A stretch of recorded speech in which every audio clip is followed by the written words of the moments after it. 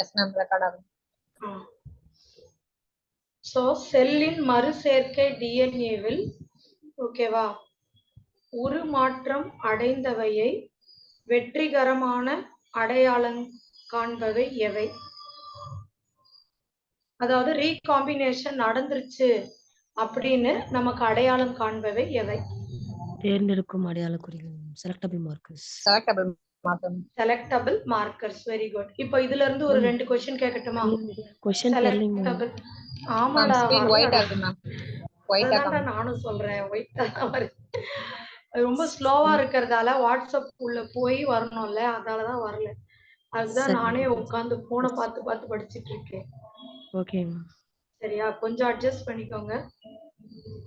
ஒரு 2-3 क्वेश्चन அதுக்குள்ள வந்துரும்னு பார்க்கிறேன். சரி, எனக்கு செலக்டபிள் மார்க்கர் பத்தி கொஞ்சம் சொல்லுங்க.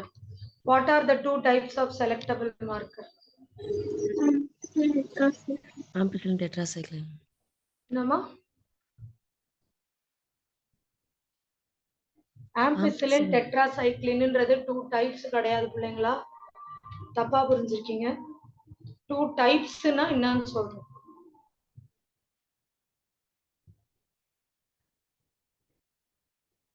What are the 2 types?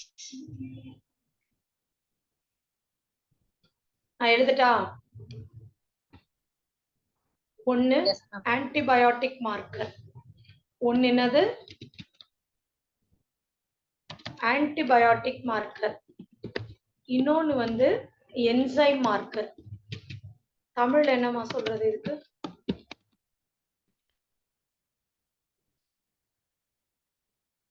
ஆன்டிபயோட்டிக்னா உயிர் எதிர்ப்பு. நீங்க வந்து ஆம்பிசிலின் டெட்ராசைக்ளின் சொல்லிட்டீங்க. அது ரெண்டுமே எதுக்குள்ளதான் வரும்னா ஆன்டிபயோட்டிக் உள்ளதான் வருமே. ஆன்டிபயோட்டிக்ல 2 வகையான ஆன்டிபயோட்டிக், ஈவன் கேரமைசின், ஜென்டமைசின் எது வேணா போடலாம். சரிங்களா? ஒன்னு வந்து ஆன்டிபயோட்டிக் மார்க்கர், அது நீங்க சொன்னது. ஆன்டிபயோட்டிக் மார்க்கர் எதுல பயன்படுத்துறாங்க?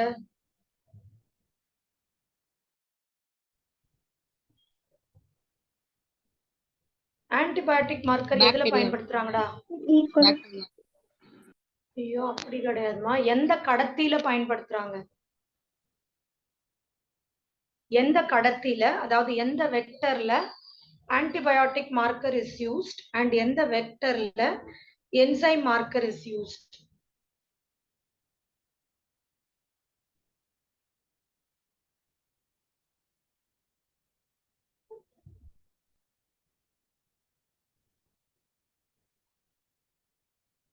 தெரியலையா? சொல்லட்டுமா நானு?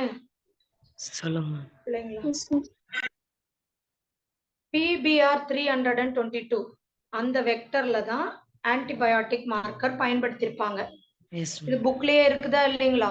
Yes ma'am. PBR 322ல ஒரு பக்கம் ஆம்பிசிலினும் ஒரு பக்கம் டெட்ராசைக்ளினும் வச்சு பயன்படுத்திருப்பாங்க. ஓகே. இன்னொரு கடத்தி என்சைம் மார்க்கர். என்சைம் மார்க்கர் என்ன என்சைம் பயன்படுத்துவாங்க சொல்லுங்க பார்க்கலாம்.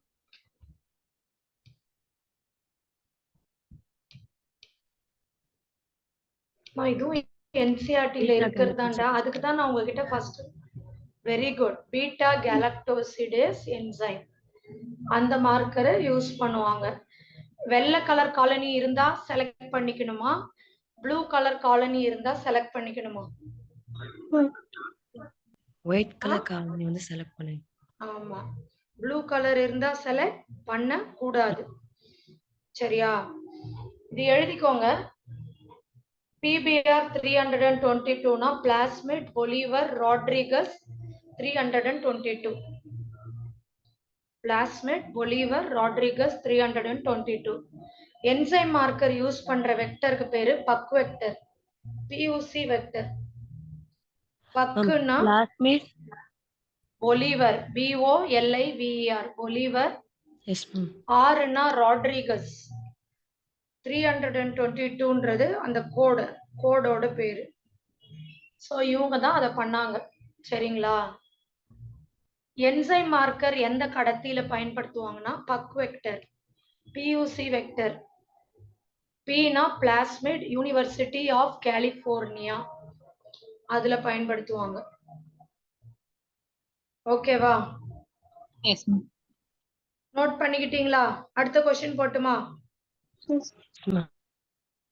அடுத்த கொஸ்டின், தகுதி வாய்ந்த செல்களை உருவாக்க எந்த இருமுனை, தகுதி வாய்ந்தனா காம்பிடென்ட் ஹோஸ்ட், அந்த ஹோஸ்ட தகுதி பெற வைக்கணும்னா எந்த வகை இருமுனை அயனிகள் பயன்படுகிறது? கால்சியம் 2+. கால்சியம். ஓகேவா? 2 ஸ்டெப். ஒன்னு டைவாலன்ட் கால்சியம் ஆட் பண்றது, இன்னொரு ஸ்டெப் என்னது ஸ்டூடெண்ட்ஸ்? அனிலிங் பண்ணுவாங்க, ஹீட் பண்ணி. அனிலிங்கா? Sorry, incubation ma'am. சாரி. ஆக்சுவலா அதுக்கு பேரு இன்குபேஷனும் சொல்லக்கூடாது, அனிலிங்கும் சொல்லக்கூடாது. அதுக்கு பேரு ஹீட் ஷாக் மெத்தட். என்ன சொல்லணும்? Heat shock. ஆக்சுவலா ஹீட் ஷாக் மெத்தட்ல கொஞ்ச நேரம் ஹீட்ல வைப்பாங்க, அப்புறம் கொஞ்ச நேரம் ஐஸ்ல வைப்பாங்க. சரியாப்பா?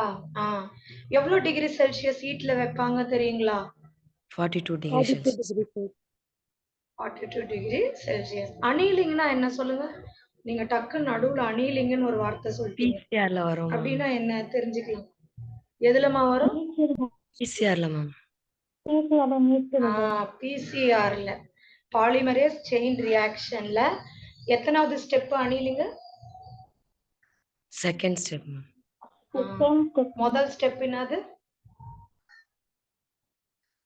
இயல்பு திரிதல் மேம். Denaturation, annealing, extension. ஓகேவா? மறந்துடாதீங்க. Yes ma'am. சோ கன்ஃபியூஸ் ஆகக்கூடாதுன்னு இதுக்கு பேரு ஹீட் ஷாக் மெத்தட். இன்குபேஷன் சொல்றது ரொம்ப கரெக்ட் கிடையாது. ஓகேவா? அதுவும் கொஞ்சம் வார்மா வைக்கிறது, பட் இது வார்ம் பிளஸ் ஐஸ் மாத்தி மாத்தி வைப்பாங்க. அடுத்து, எலக்ட்ரோபோரசிஸின் போது டிஎன்ஏ துண்டங்கள் எதை நோக்கி நகர்கின்றது? ஆனோடை. ஏன் ஆனோடை நோக்கி நகர்கிறது? இது எதிர்மின் சுமை கொண்டதா இருக்கும் மேம். டிஎன்ஏ என்ன சார்ஜ்?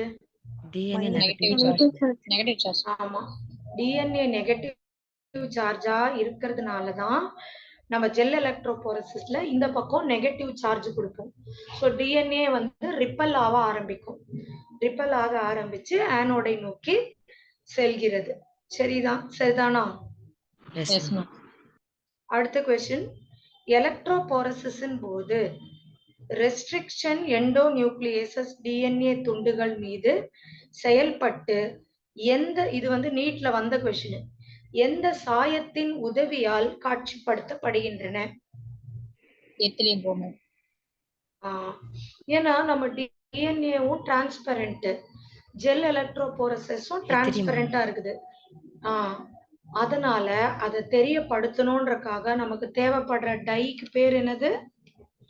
எத்திலியம் புரோமைடு. அப்படியே எத்திலியம் புரோமைடு போட்ட உடனே தெரிஞ்சிருமா, இல்ல வேற எதுக்குள்ளயாவது பார்க்கணுமா? Very good. யூவி ரேடியேஷன் கீழே பார்க்கணும் எத்திலியம் புரோமைடு போட்டுட்டு. ஓகேவா? Yes ma'am. இந்த ப்ராசஸ்க்கு என்ன பேர் சொல்லுவோம்டா? என்னமோ இப்போ எடுப்பீங்க இல்லையா நீங்க, எத்திலியம் புரோமைட்ல பார்த்துட்டு அழகா தெரிய ஆரம்பிச்சோன்னா அந்த டிஎன்ஏவை ஸ்கூப் பண்ணி எடுப்பீங்க. இந்த ப்ராசஸ்க்கு என்ன பேரு? எல்யூஷன். ஏன்னா முதல்ல நம்மளால எடுக்க முடியாது, அது அந்த கலர்ல இல்லாததால இப்ப நம்ம எடுக்க போறோம். அதால அதுக்கு பேரு எல்யூஷன். இது நீட்ல வந்திருந்த ஒரு கொஸ்டின். அடுத்து, முதல் ஆர்டிஎன்ஏ உருவாக்கத்திற்கு பயன்படுத்தப்பட்ட உயிரின் பிளாஸ்மிட் எது? ஃபர்ஸ்ட் ரீகாம்பினன்ட் டிஎன்ஏ எதுல இருந்து எடுத்தோம்? ரொம்ப ஈஸியான question. Salmonella typhi. Very good. The first restriction enzyme எதுல இருந்து எடுத்தோம்னா சால்மோனெல்லா டைஃபி. இது என்ன காஸ் பண்ணுமா? Salmonella typhimurium. Typhoid. Correct. Okay, அடுத்த क्वेश्चन. இது வந்து டிஎன்ஏ வரிசையில் ரெஸ்ட்ரிக்ஷன் நொதி Eco R one. Eco R one restriction enzyme பத்தி எல்லாருக்கும் தெரிஞ்சிருக்கும். எந்த வரிசையை வெட்டுகிறது? பார்க்காமயே சொல்லலாம். ஆப்ஷன் சொல்லணும்னு அவசியம் இல்ல. எந்த வரிசையை வெட்டும்? இது என்சிஆர்டி புக்லயே கொடுத்திருக்கிற ஒரு வார்த்தை தான். முன்பின் ஒத்த வரிசை. அதம்மா அந்த வரிசை, அந்த கோடோட பேரு சொல்லுங்க. ஸ்டார்ட் பண்ணு. G GAATTC. GAATTC. Very good. Okay, கரெக்டான பதில். அடுத்து ரெஸ்ட்ரிக்ஷன் என்சைம், ரெஸ்ட்ரிக்ஷன் நொதிகள் அப்படிங்கிறது என்ன? ரெஸ்ட்ரிக்ஷன் நொதிகள் என்பது என்ன? மூலக்கூறு பசையா? DNA ஒரு குறிப்பிட்ட இடத்துல ஆனா குறிப்பிட்ட இடத்துல வெட்டுறதுன்னு ஆப்ஷன் இல்ல. நான் ஆப்ஷனை சொல்றேன். மூலக்கூறு பசை, மூலக்கூறு கடத்தி, மூலக்கூறு கத்திரிக்கோள், நியூக்ளிக் அமிலங்கள். மூலக்கூறு கத்திரிக்கோள், மாலிகுலர் சிசர்ஸ். Okay, good. அடுத்தது உயிர் தொழில்நுட்பவியலுக்கான வரையறையை தந்தது யார்? ஐரோப்பிய கூட்டமைப்பு. இங்கிலீஷ்லனா என்ன இருக்கும் அப்ரிவேஷன்? இங்க ஏன்னா உங்களுக்கு கீழே இங்கிலீஷ்ல தான் கொடுத்திருக்காங்க. European federation biotechnology, EFB.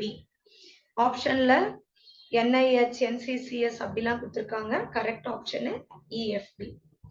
Gene துப்பாக்கி முறையில் எந்த உலோக நுண்துகள்கள் பயன்படுத்தப்படுகின்றன? தங்கம் அல்லது டங்ஸ்டன். ஓகேவா? தங்கம் அல்லது டங்ஸ்டன். நெக்ஸ்ட், வெட்டுதல் ரெஸ்ட்ரிக்ஷன் நொதியின் செயல் என்னது? வெட்டுதல் ரெஸ்ட்ரிக்ஷன் நொதியின் செயல். நான் ஆப்ஷன் படிக்கிறேன். DNA சுருளின் குறிப்பிட்ட பகுதியில் மட்டுமே வெட்டுகிறது. கரெக்டா தப்பா? Yes ma'am, correct ma'am. First ஆப்ஷனே கரெக்ட். அடுத்து क्वेश्चन நம்பர் 162. ஜெல் எலக்ட்ரோபோரசிஸ் பற்றிய வாக்கியங்களை கவனமாக வாசித்து எது சரின்னு தேர்ந்தெடுங்க. ஓகேவா? DNA பார்வை ஒளியில் மட்டுமே தெரியும். இது கரெக்டா? தப்பு மேம். கண்ணுல பார்த்தாலே DNA தெரியுங்களா? தெரியாது இல்லையா? அடுத்தது, பார்வை ஒளியில் சாயமேற்றாமலும் டிஎன்ஏவை காணலாம். கரெக்டா? நோ. டிஎன்ஏவை எத்திடியம் புரோமைடுடன் சாயமேற்றப்பட்டு யூவி ஒளியில் வைக்கப்படுகிறது. Yes ma'am, correct. கரெக்ட் இல்லையா? இதுதான் கரெக்ட் ஆப்ஷன் 162. அடுத்த क्वेश्चन 163. சந்தைப்படுத்துவதற்கு முன்பு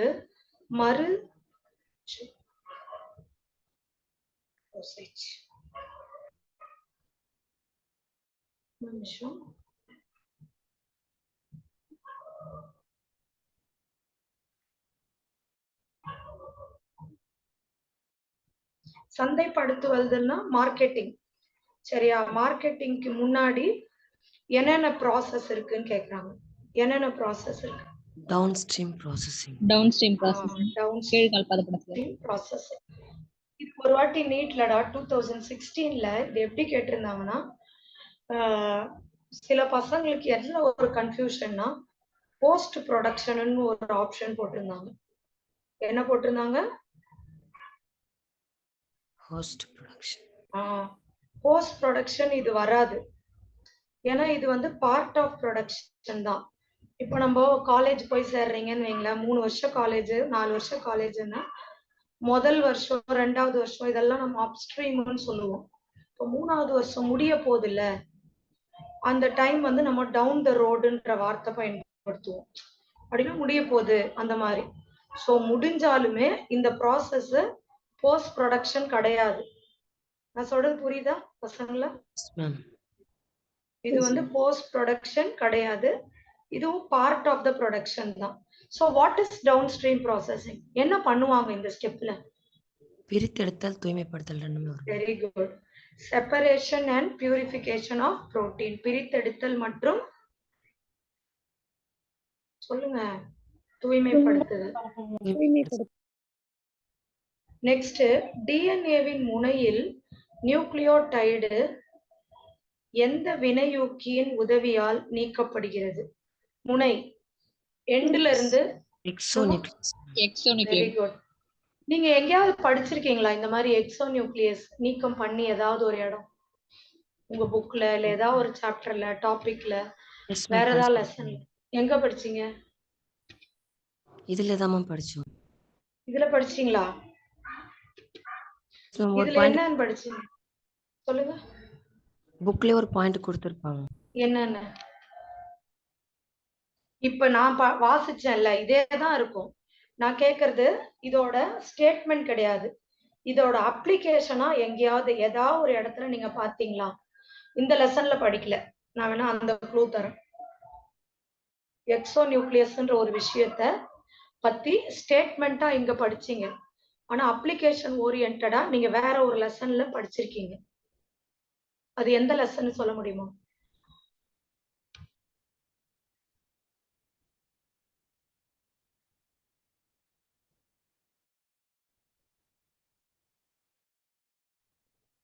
சரி நானே சொல்லட்டா? எஸ் மேம் சொல்லுங்க. ஓகே. இப்போ நம்ம டிஎன்ஏ ரெப்ளிகேஷன் பண்றோம்ல, மாலிகுலர் பேசிஸ் ஆஃப் இன்ஹெரிட்டன்ஸ் ஒரு லெசன் படிச்சிருப்பீங்க. Yes ma'am. Yes ma'am. அதுல அதுல டிஎன்ஏ ரெப்ளிகேஷன் படிச்சிருக்கோமா? Yes ma'am. அந்த ரெப்ளிகேஷன்ல ஃபர்ஸ்ட் ஸ்டெப் என்னது?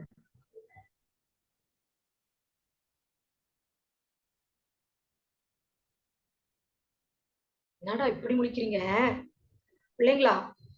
டிஎன்ஏ ரெப்ளிகேஷன்ல முதல் படிநிலை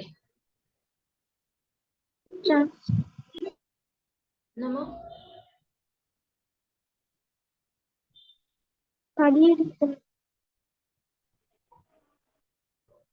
என்ன பண்றது? டிஎன்ஏவ சரி இன்னொரு க்ளூ கொடுக்குறேன். எலிகேஸ் என்சைம் வச்சு என்ன பண்ணுவீங்க? டிஎன்ஏ சுருள ஓபன் பண்றது. ஓபன் பண்ணுவீங்க. அது முதல் ஸ்டெப். டிஎன்ஏ பின்னி பிணைஞ்சிருக்கிற டிஎன்ஏவை பிரிக்கிறீங்க. எலிகேஸ் என்சைம் வச்சு அன்வைண்ட் பண்றீங்க. ரெண்டாவது ஸ்டெப்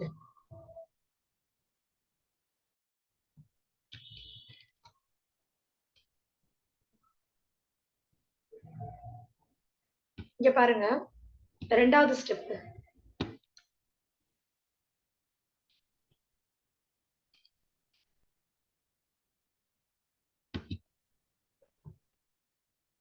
நானே சொல்லட்டா?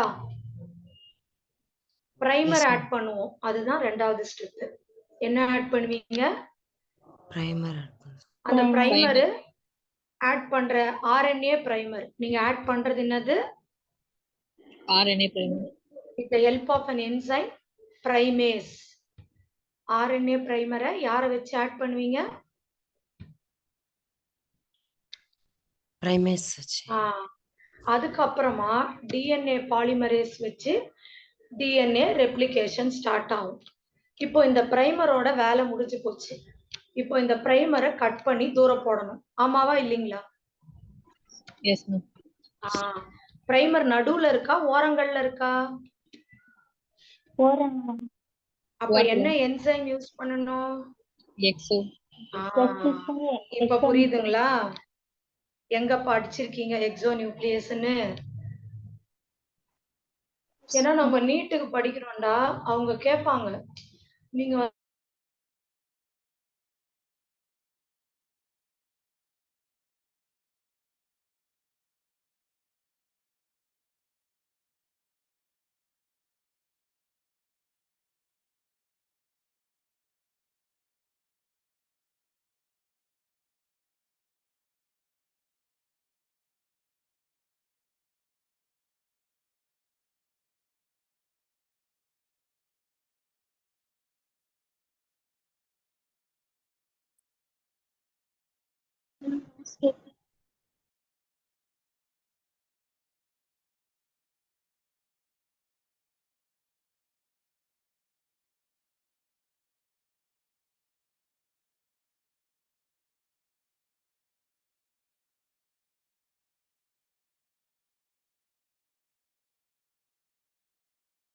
காலத்திற்கு பிறகு rDNA உடன் பனிக்கட்டி வெப்ப அதிர்வு கொடுக்கப்படும் போது அது வெளிப்படுத்தும் வெப்பநிலை என்ன?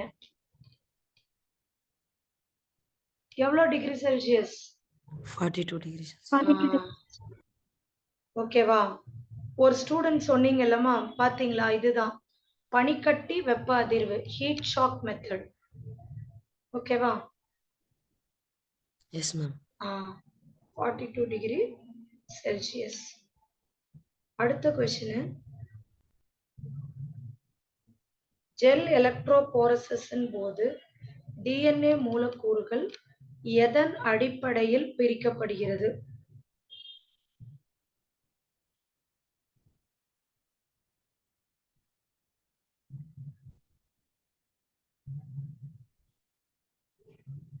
மின்சுமை மற்றும் கொள்ளளவு.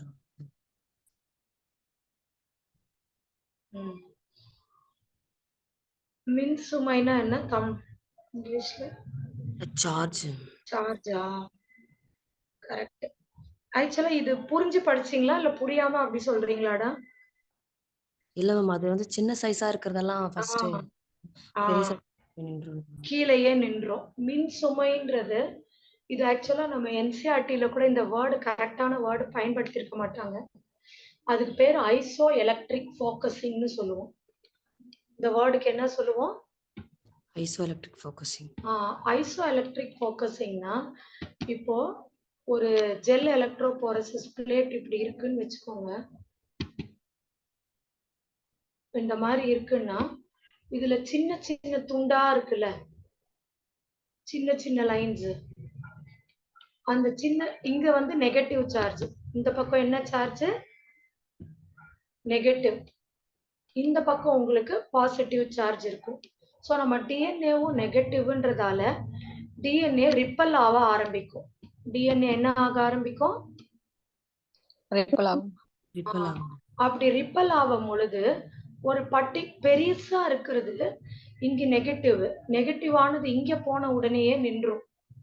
பெருசா இருக்கிறது இந்த பிளேஸ்லயே நின்றும். நான் சொல்றது புரியுதுல்ல? Yes ma'am. இதுவே குட்டியா இருக்கிறது என்ன பண்ணும்னா, இன்னும் கொஞ்சம் அந்த சார்ஜுக்கு ரிப்பல்ஷன் ஜாஸ்தியா இருக்கும். ஜாஸ்தியா இருக்க குட்டியா இருக்கிறது ரொம்ப கொஞ்சம் தூரம் வரைக்கும் போகும். ஒண்ணு அதோட அந்த எலக்ட்ரிக் ஃபோக்கஸிங், இன்னொன்னு அதோட சைஸ். இதுவும் நீட்ல கேட்டிருந்தாங்க. குட்டியா இருக்கிறது தூரமா போகும், பெருசா இருக்கிறது அந்த வெல்லோட எண்டு கிட்டயே நின்றும். ஓகேவா? Yes ma'am. Yes ma'am. அடுத்தது, பாலிமரேஸ் செயின் ரியாக்ஷன்ல டாக் டிஎன்ஏ பாலிமரேஸ் எந்த படிநிலையில் வினையூக்குகிறது? எந்த ஸ்டெப்புமா?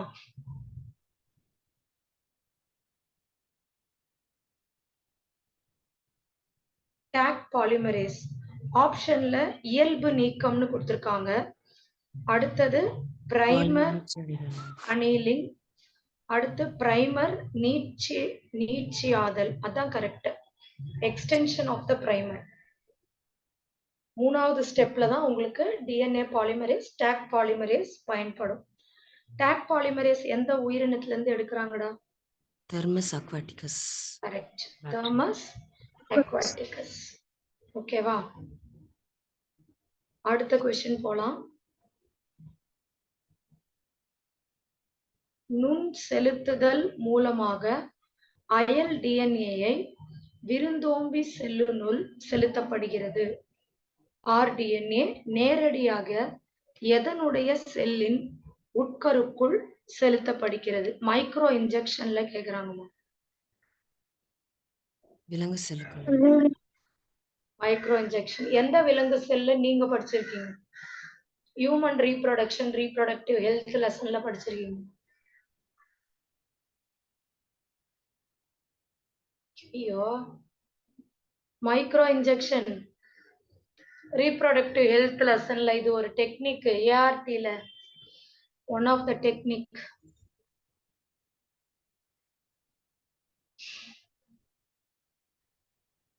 மறந்தாச்சா? ஆர்டிஃபிஷியல் இன்செமினேஷன் கிடையாது கிடையாது. ஆர்டிபிஷியல் இன்செமினேஷன் இது எப்படிடா வரும்? ICSI ma'am.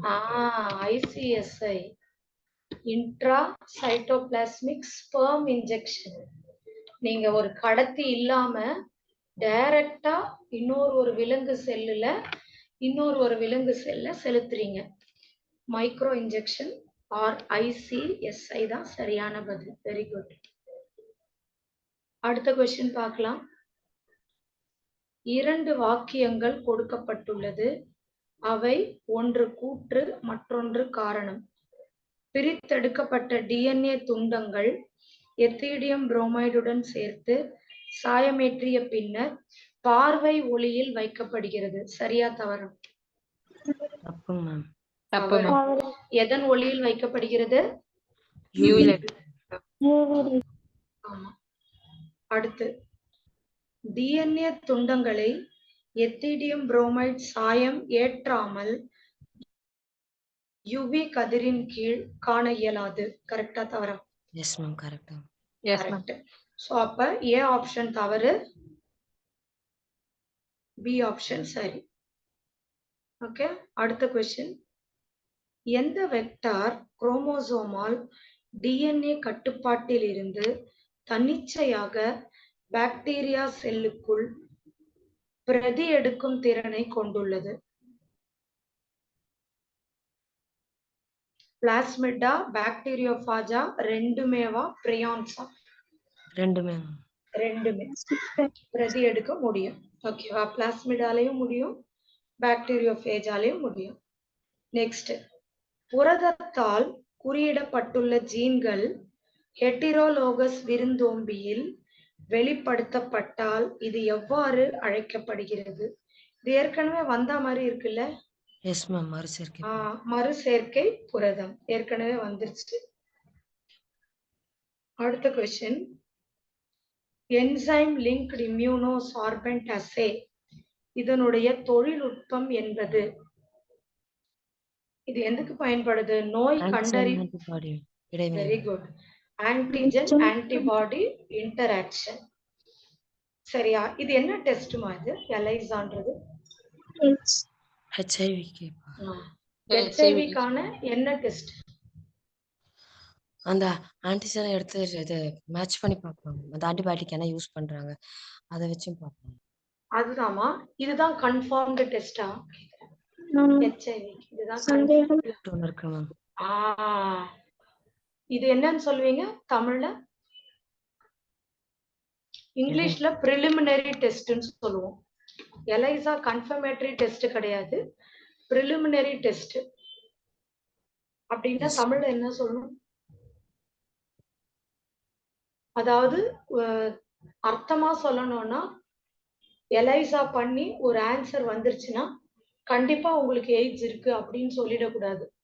அடுத்த டெஸ்ட் ஒண்ணு இருக்குங்க, அதை பண்ணுங்க, பண்ண பிறகு நம்ம சொல்லலாம் அப்படி சொல்லணும். அந்த மாதிரி. Yes ma'am. கன்ஃபர்மேட்டரி டெஸ்ட் எதுன்னு தெரியுங்களா? தெரியலன்னா எழுதிக்கோங்க. எய்ட்ஸுக்கான கன்ஃபர்மேட்டரி டெஸ்ட்டுக்கு பேரு western blotting. WESTERN, Western blotting, BLOTTING. This is the confirmatory test for AIDS. Okay va? Yes ma'am. Preliminary test தான் ELISA. Next, மனிதனுக்கு அளிப்பதற்கு முன் தடுப்பூசியை மரபணு மாற்றப்பட்ட எந்த விலங்கிற்கு கொடுப்பாங்கம்மா? எலிகளுக்கு. அதிக பர்சன்டேஜ் எலிகளுக்கு தான் கொடுக்கிறது. சரியா? அடுத்து, பீட்டி பருத்தி என்பது ஒரு பூச்சி எதிர்ப்பு பயிர்.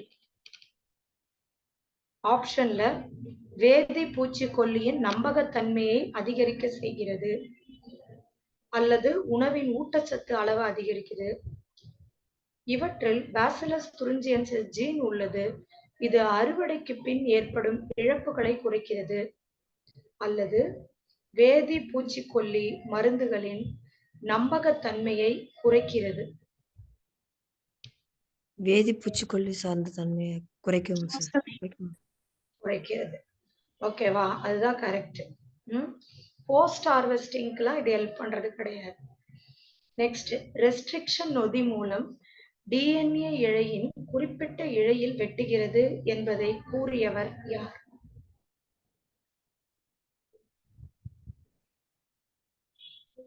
ரொம்ப என்சிஆர்டில ஃபர்ஸ்டே இருக்கு. இதெல்லாம் வந்து மனப்பாடம் பண்ற விஷயம்.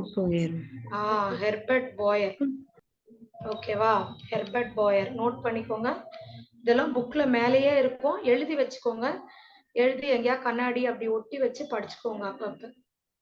அடுத்து, பிபிஆர் 322 வரிசையில் எங்கு நகலாக்கம் தொடங்குகிறது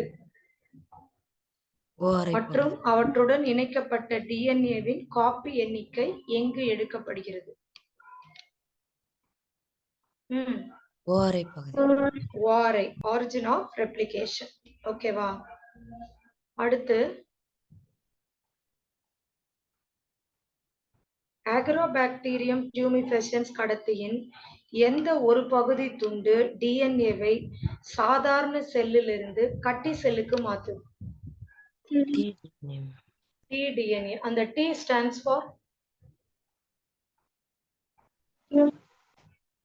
tumour inducing DNA. Tumour Ti பிளாஸ்மிட்னா டியூமர் இன்டியூசிங் பிளாஸ்மிட், டிடிஎன்ஏன்னு பேர் அதுக்கு. சரியா?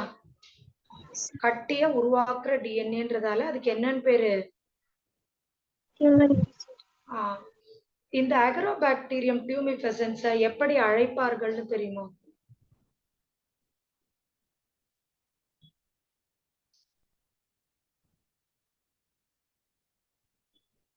தெரியுமா? Natural genetic engineer. எனக்கு ஜெனட்டிக் இன்ஜினியருக்கு தமிழ்ல தெரியல, இங்கிலீஷ்ல நேச்சுரல் ஜெனட்டிக் இன்ஜினியர் எழுதி வேணா வச்சுக்கோங்க. இந்த வாக்கியத்துல எது தவறுன்னு சொல்லுங்க. கொல்லப்பட்ட கால்நடைகள் மற்றும் பன்றிகள் ஆகியவற்றின் கணையத்திலிருந்து பெறப்பட்ட இன்சுலின் டயாபெட்டிஸை குணப்படுத்த பழங்காலத்தில் பயன்படுத்தப்பட்டது. சரியா தவறா?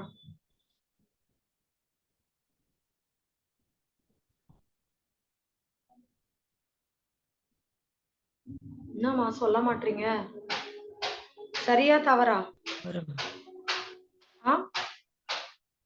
சரிதானே? இது முன்ன காலத்துல அதுதான் கொடுத்தாங்க. பன்னில இருந்து பொவைன் தான் எடுத்து கொடுத்தாங்க. பட் ஆனா அதால நிறைய ப்ராப்ளம் வந்துச்சு. அடுத்து, ப்ரோ இன்சுலின் 2 குட்டையான பாலிபெப்டைட் சங்கிலிகளை கொண்டுள்ளது. கரெக்டா? ப்ரோ இன்சுலின்ல 2 சங்கிலியா 3 சங்கிலியா? 3 சங்கிலி இருக்கும். 3 சங்கிலி. இதுவும் இது அப்ப தவறுதான் இல்லையா? அதான் தவறு. எஸ் மேம், தவறு. அடுத்த क्वेश्चन. இது ஒரு மேட்ச்மா. லைசோசைம் அந்த பக்கம் என்ன இருக்கணும்னு நினைக்கிறீங்க? லைசோசைம்ன்ற என்சைம் செல் சுவரை பாதிக்கும். செல்லுலேஸ் தாவரத்தின் செல் செல்லுலேஸ் அது வந்து தாவரத்தத. Lysozyme bacteria. Chitinase exonuclease DNA முனைகளை வெட்டுதல்.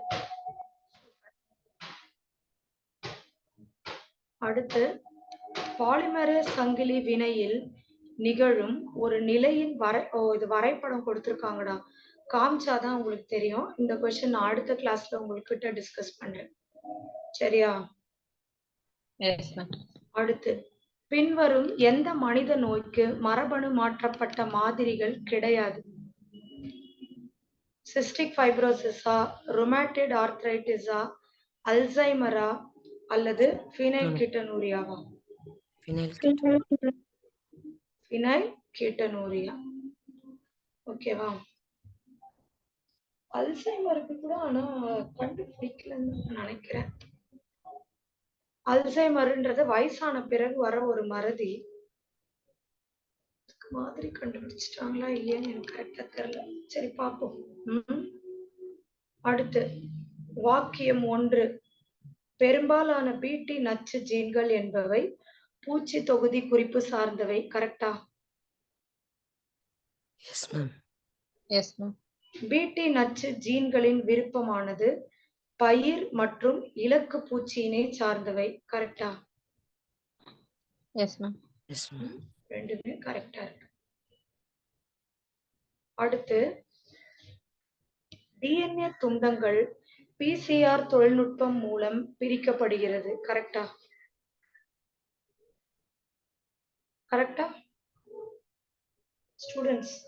டிஎன்ஏவை பிசிஆர் மூலமா வெட்டுறோம். No No, ma'am. ma'am. தப்பு. எது மூலமா வெட்டுறோம்? எது மூலமா வெட்டுறோம்டா? சொல்ல மாட்டீங்க. கட் பண்றது வந்து எண்டோநியூக்ளியஸ். ரெஸ்ட்ரிக்ஷன் என்சைம் மூலமா தான் வெட்டுறோம். பிசிஆர் மூலமா ஆம்பிளிஃபிகேஷன் தான் பண்ணுவோம், நகல் தான் எடுப்போம். அடுத்து 2வது, விரும்பிய மரபணுவின் பல்வேறு நகல்கள் ஜெல் எலக்ட்ரோபோரசிஸ் மூலம் வருதுன்றாங்க. இது கரெக்டா? தப்புங்க மேம். தப்பு. ஸோ 2 வாக்கியமே தவறாக இருக்கு. அடுத்து 184, இந்திய பாராளுமன்றத்தில் இந்திய காப்புரிமை சட்டத்தின் 2வது திருத்தத்தை சமீபத்தில் இயற்றியது. இது என்னன்னே புரியல. இந்திய பாராளுமன்றத்தில் இந்திய காப்புரிமை சட்டத்தின் 2வது திட்டத்தை சமீபத்தில் இயற்றியது.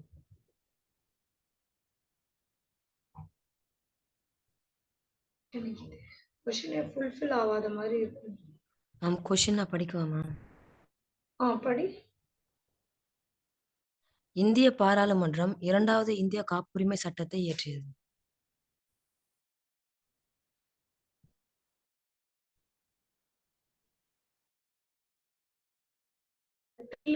இருக்கு அப்படி இல்லையா? மன்றம் 2வது காப்புரிமை சட்டத்தை எட்டுச்சா? இன்னொரு வாட்டி நீ படி. இந்திய பாராளுமன்றம் 2வது இந்திய காப்புரிமை சட்டத்தை இயற்றியது. எது கரெக்ட்? எனக்கு தெரிஞ்சு இங்கிலீஷ்ல வந்து ரீசென்ட்லி கிளியர்டுன்னு கொடுத்திருக்காங்கப்பா. அதான் correct. Yes ma'am correct. Yes, ma'am. சமீபத்தில். அடுத்து 2002 ஆப்பிரிக்க நிறுவனம் ஒன்று பாஸ்மதி அரிசிக்கு காப்புரிமை பெற்றது. இது கரெக்டா?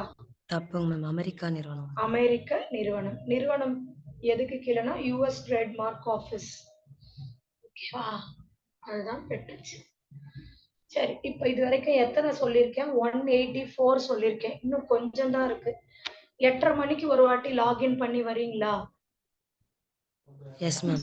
Yes, ஒரு ma'am. 1/2 hour ஸ்பெண்ட் பண்ணி முடிச்சிடலாம் இந்த பேப்பரை.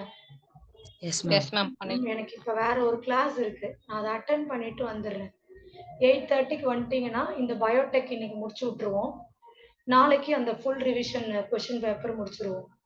சரியா? Yes, ma'am. Okay, ma'am. ஓகேமா, அந்த கிளாஸை முடிச்சுட்டு நான் வந்துடுறேன். Yes, ma'am. Bye. Thank you, ma'am. Thank you. Thank you ma'am. Thank you.